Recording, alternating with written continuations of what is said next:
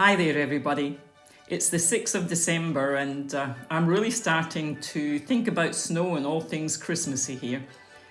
Today I'm going to be painting a winter woodland scene, with snow of course, with acrylic gouache. So grab your cup of tea, your coffee or your hot chocolate and let's get started.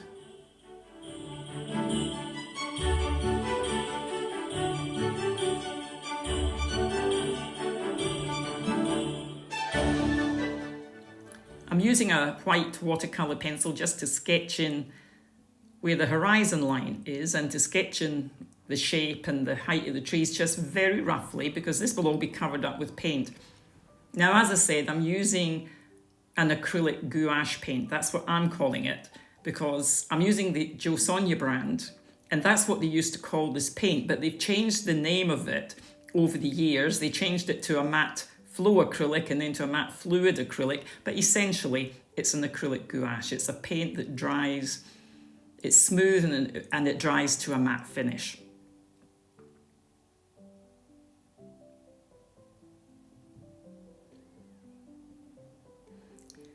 And this is Paynes Grey and Titanium White. I'm just using a little bit of water in my brush to thin the paint down. And this will depend. Some of the paints come out thicker out of the tube than others.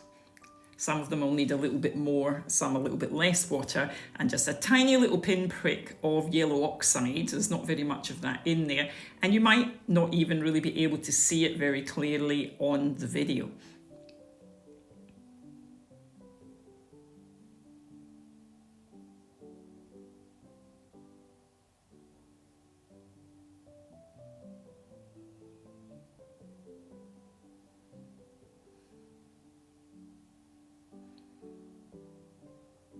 I'm just using the paint quite thinly just to put a base layer of the snow down. And because the paper is dark and the paint is thin, it will take us a few layers to build up the snow. This paper, I'm not sure if you can tell, but this paper's actually got a little bit of a sparkly glitter to it, which gives it quite a good effect with the Christmas trees.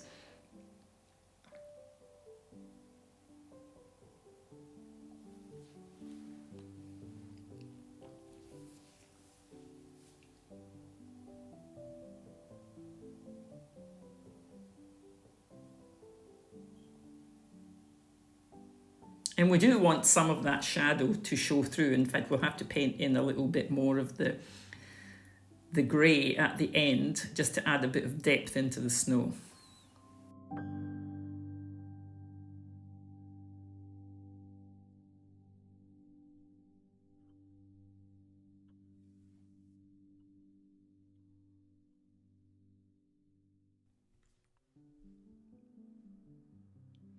Here I'm using a retarder medium, which is just a slow drying medium, so the paint doesn't dry too quickly, because it is Christmas, but I'm in Australia and it is a little bit warmer over here.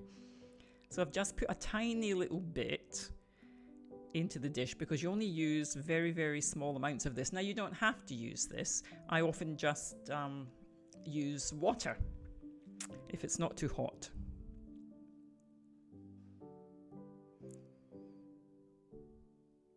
But only just use a tiny amount of this retard medium. You don't want it to sit in pools on the surface. Just a little bit on there and then brush most of it off.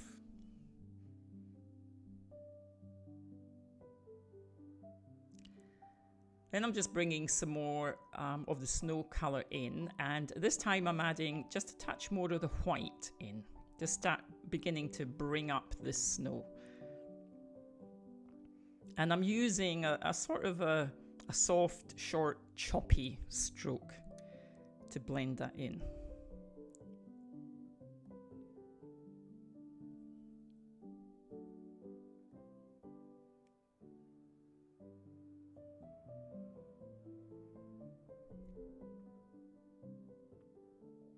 And where the snow is there on the top right hand side there, that's going to be a little bit darker because that's more in shadow.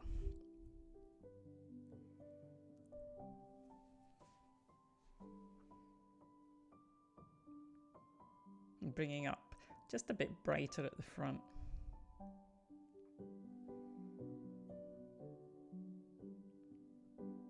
I really love using this type of paint because, you know, you can thin it down and make it work like watercolors, or you can add in some mediums and it can act like an oil paint. It really is a very versatile type of paint. And just soften it out. I've just got a soft dry brush that I'm just making it sort of blend in a little. Now here I'm using the Hooker's Green and the Storm Blue. And I'm going to paint in the branches of the tree. But this is just the bottom layer, so I'm not, you know, going into too much detail here. Most of this is going to be covered up with the snow layers on top.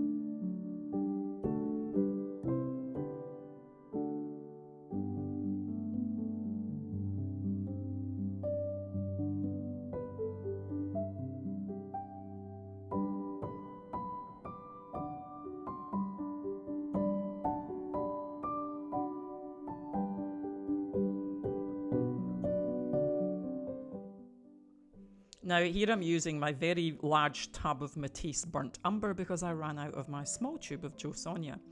But it's going to do the same job. I'm just using it to deepen up the base tree colour.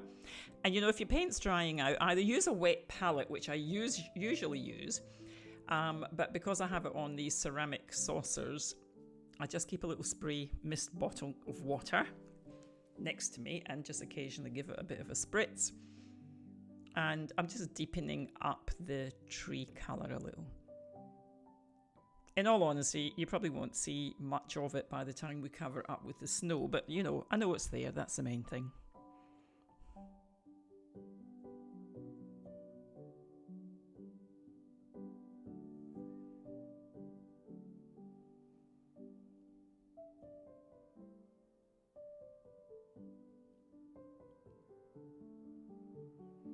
Back to the snow.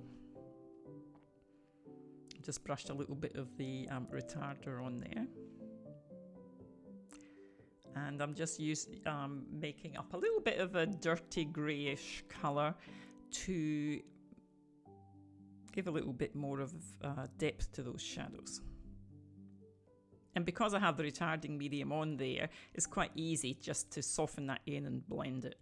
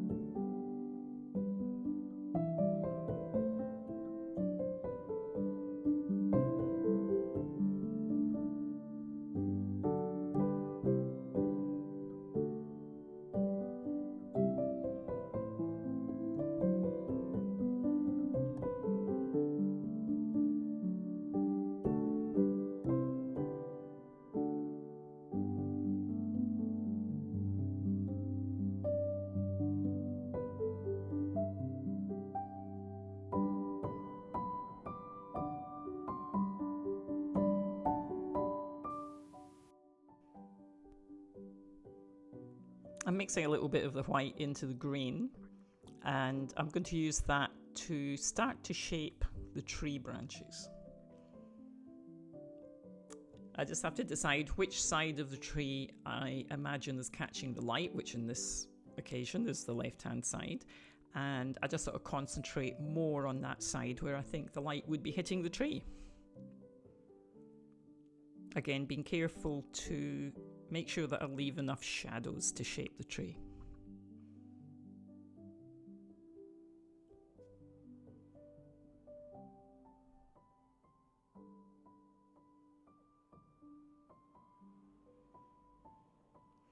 I'm using the white to put the snow on finally. This is the good bit. And because I'm working on a dark background and the paint is quite thin at this stage, you can still see the shadows coming through. You also see my stray hair that keeps popping in and out of the shot. Sorry about that.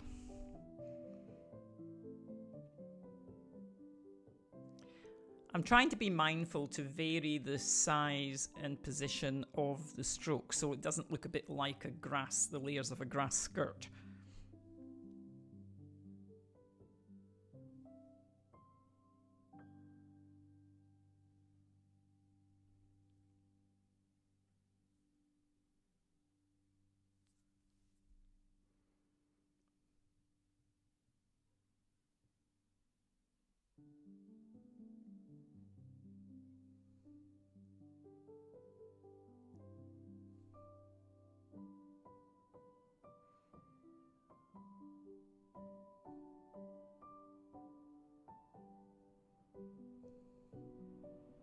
By the way, for my reference, I just Googled fir trees with snow. And I just picked an image and I just used that as my reference image.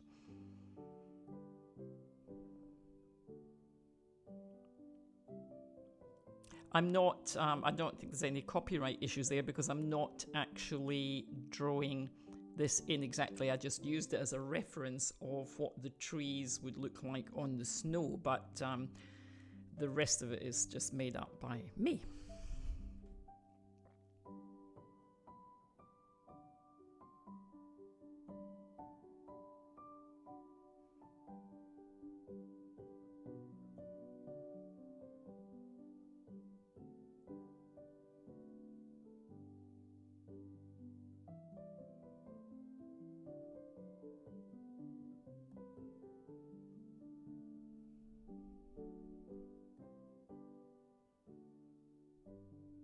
When I paint projects like this, really makes me get a little bit homesick for Scotland because we've been living here in Australia for a lot of years. But that white, cold winter Christmas never quite leaves you. I just remember walking home from school in the dark and seeing all the Christmas lights in people's windows. And then going home and sitting in front of a warm fire.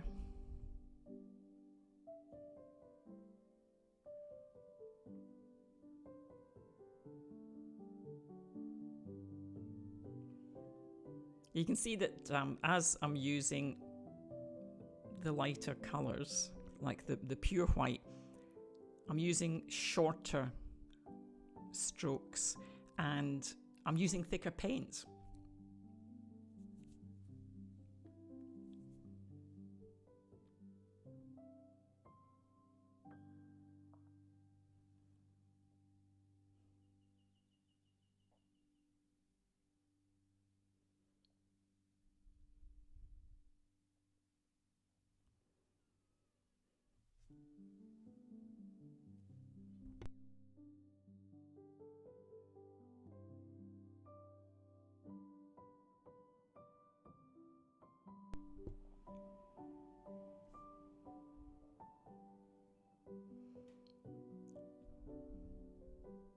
Using a little bit less of the stronger white on the trees at the back and sort of saving the most, the lightest and the brightest for the tree at the front.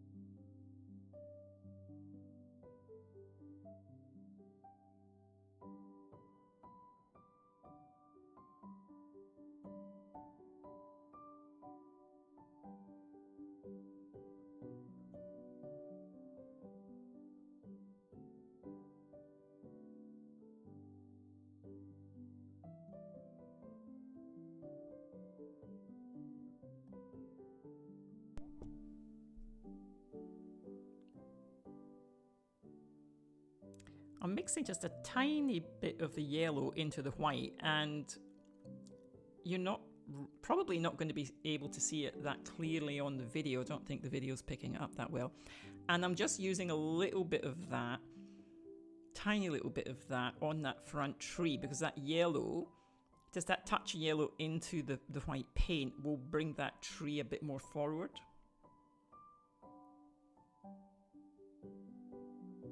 Really, I think all that painting and art is light and dark. If you just look to see where your highlights are and where your shadows are.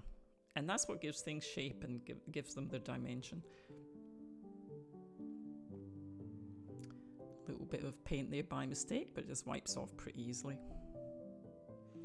And now I'm going to do one of my favourite bits, but it is one of the messiest bits, as you'll see.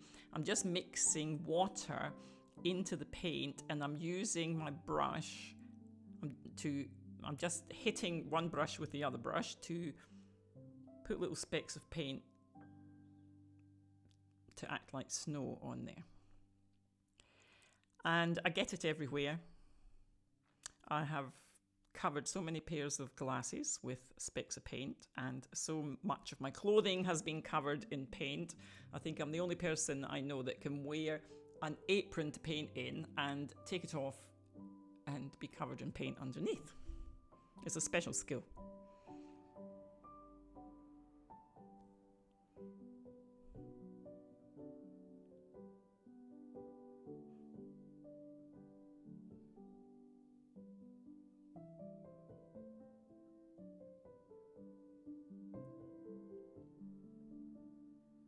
It's a good job it wipes up with water.